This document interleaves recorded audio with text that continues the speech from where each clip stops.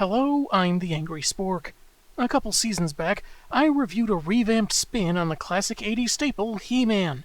Today, we look at a 6-part follow-up that sees our heroes dealing with the ramifications of yet another attempt by Skeletor to seize the power within Castle Grayskull.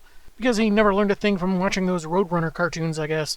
I'm taking issue with Masters of the Universe, Volume 2 from Image Comics, so let's see if this second miniseries makes us want to turn the page or turn our heads.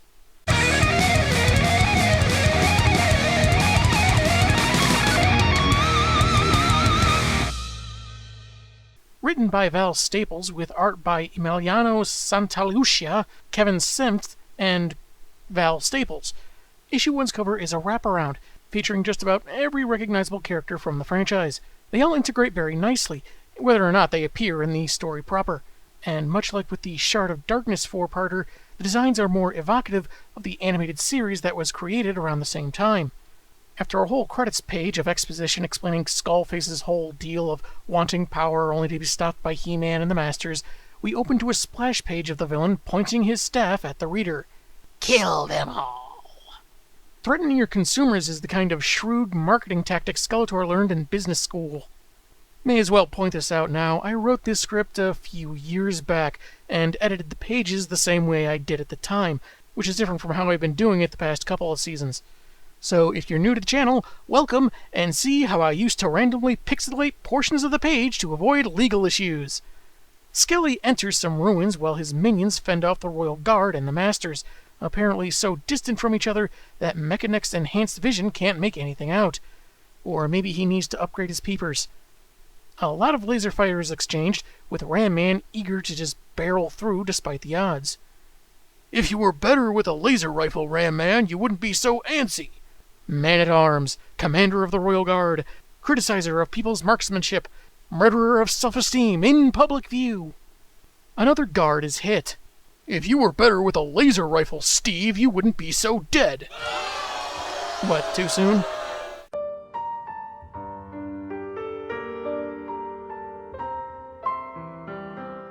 Okay, looking at it from here, my earlier joke about Mechanex's vision must be painfully accurate, because they can't be more than a few dozen yards away. You could argue all the debris obscured his sight, but he distinctly noted it was a matter of distance. Maybe Neckboy should make an appointment with Man at Optometry. Anyway, Trapjaw fires at a pillar that threatens to crush Man-Arms and a couple troopers. No! No, Pillar, I do not give you permission to fall and kill us. You just hang in the air until after we saunter out of the way. Wouldn't want to be rude after all, would we? Fortunately, they're saved by Ram Man and his signature move of headbutting things. Though no apology for that crack about his rifle skills. Instead, he orders their enemies dispersed. I won't let Skeletor walk freely in the kingdom of Eternia. He's going to bring down our property values, I just know it. Inside the temple, Skeletor blasts his way to the Altar of Schneidor, built by an ancient race that mastered interdimensional magic.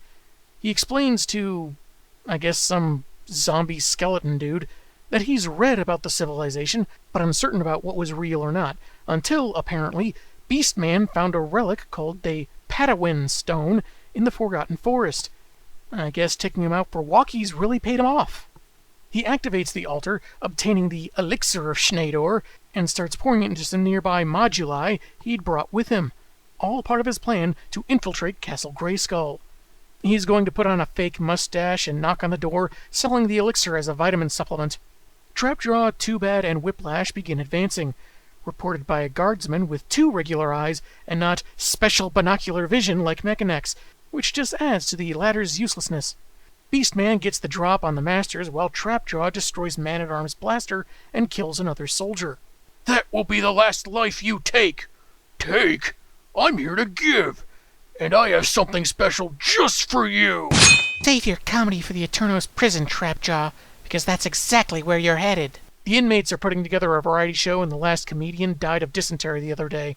Teela throws her staff weapon to cut T-Jaw's cannon, which is kind of weird, seeing as it doesn't seem able to lacerate in any way.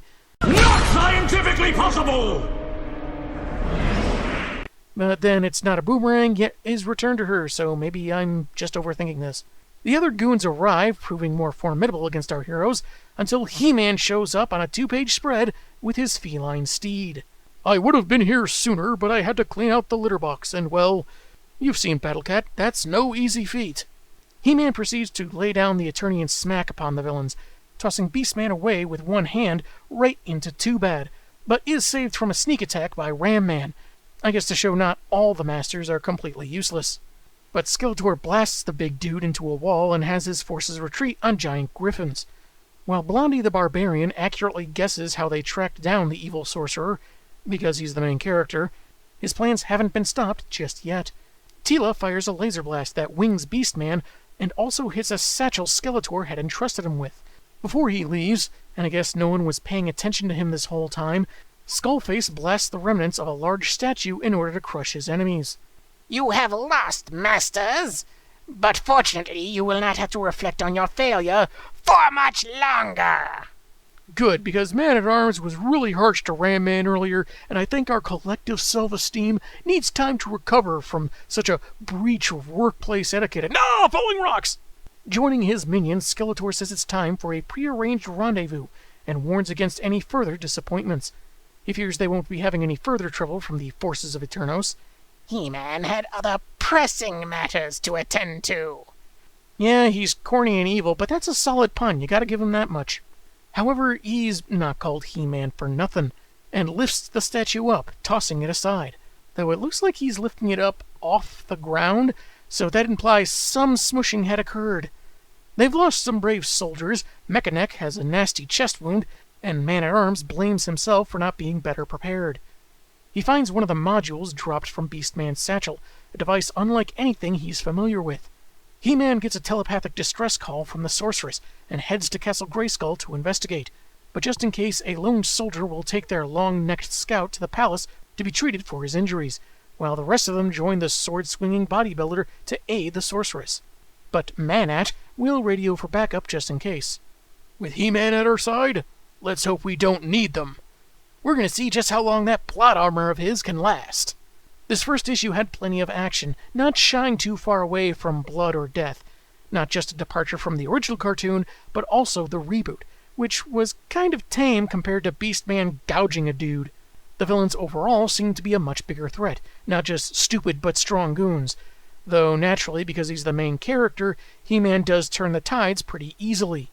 Not unlike G.I. Joe vs. the Transformers that I reviewed a few years back, it's meant to appeal to fans of the franchise and the older show who had grown up, adding in more danger and stakes, but doesn't feel entirely like the 2000s cartoon aside from character designs. However, as with the first miniseries, maybe that's the art style, and more visual depictions of deadliness. It does a fine job of ambiguously teasing the latest evil plot by our main villain, though the exposition about the elixir and altar of Schneidor may come off as confusing and messy without more context. Though I wonder if Skeletor was reading a mistranslation and the civilization he read about was actually one that worshipped Rob Schneider. Issue 2, which, according to this ad, came out in April. Lousy smarch weather. Its main cover has Man-at-Arms in a classic action scene of running away from an explosion. A little generic in some respects, but still looks pretty good. There is an alternate wraparound, which sees some of our heroes admiring a mural painted by Orko, using, I guess, magic spray cans? Also, I can't help but wonder if Ram Man's thumbs up is for that upskirt pose of Evil-Lyn. Orko definitely read 90s comics, or at least manga. After a quick recap, we get a splash page of the aforementioned witch zapping the shield around Castle Grayskull, while Triclops is constructing a mini Stargate. He's tired of taking orders from Skeletor and wants to join Jack O'Neill and his gang's wacky adventures with Stargate Command. Lyn has been attacking for hours, apparently. I guess her magics don't deplete for whatever reason, and senses the sorceress's defenses weakening. Some other previously unseen villains, Merman and Clawful, have finished placing transmitters just as Skeletor arrives. After installing the elixir-filled module, the array will create a dimensional portal inside the castle, accessed via the gateway. Certain that the Masters are done for, because overconfidence is a mainstay for a lot of supervillains, Skeletor sends Trapjaw and Whiplash back to Snake Mountain's infirmary, and that's when it's noticed that one of the devices necessary for the portal is missing. So, following through with an earlier threat, he confirms that Triclops has memorized the construction of the moduli, then magics him and Beastman in the face, using the former's memories and the latter's life force to just create a new device. He does the same thing when he has trouble finding his keys. That's why you don't see his intern Louis around anymore. He adds the elixir to the new moduli, eager to finally possess the power of the Elders and conquer the universe. Meanwhile, the Masters are humming their way to the scene as Man-at-Arms analyzes the enemy's device. All he can find is that it fuses some chemical with magic and redirects it into another machine.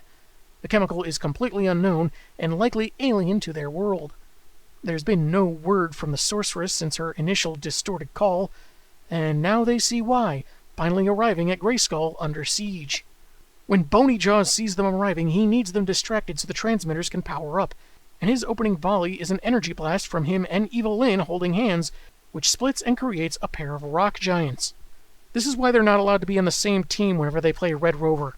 The aircraft piloted by Teela, with Man-at-Arms and Ram-Man on board, breaks a wing hitting one of the monsters, so He-Man flies in close and breaks his own ship's wing. Not so they can match, but I guess to change the trajectory? In any event, both vehicles crash, but no one seems seriously hurt. Though there is the rock creature lumbering closer, so it's not quite time to break out the party favors. Teela's leg is stuck, and Manny won't leave his daughter, so they brace for impact as a huge stone foot drops on them. But, well, He-Man, you might want to move. This thing was only created 3 minutes ago. How does it already have athlete's foot? The two manage to get out and drag Ram-Man to safety so Muscles can smash the creature's limb to rubble. Mr. At-Arms surmises that the devices they found is a power source for the transmitters around the castle, so they should take them out. Unfortunately, they're beset by the Freak Squad. Teela takes on Triclops, though I'm a little confused on how her staff returns to her. If it's supposed to be magic or something, I would think it would be doing that right now since, she's starting to lose the fight. It's a minor confusion, but still. Anyway, after He-Man starts backing them up, Manny's ready to take on Beastman, but he clearly hasn't recovered from having his existence amputated for a mystical gadget. Nice touch adding the takedown on the other rock giant. Then Duncan suddenly starts narrating the obvious, how, with their enemies distracted, he can take care of the portal device. He rips out their replacement moduli, and a furious Skeletor fires at him. Sadly, He-Man threw his sword too late to save his mustachioed friend. From bad to worse, according to Clopsy, the array is now out of sync. The dimensional particle projectors will operate outside the parameters. There's no telling what could happen. Well, we hit a little snag when the universe sort of collapsed on itself. There's a crackle of green energy, an explosion from the gateway, and Man-at-Arms is gone. Well, now we know what'll happen. Anyone near the mini Stargate gets vaporized. Learning is fun! Evil-Lyn says that their defenses are shot, and I guess now her powers have a limit. So with the latest evil plan done for, they should amscray. A shocked Teela wants to know what happened to her dad, and Skeletor, probably not caring if that was rhetorical, says he was banished from this realm due to his foolish tampering.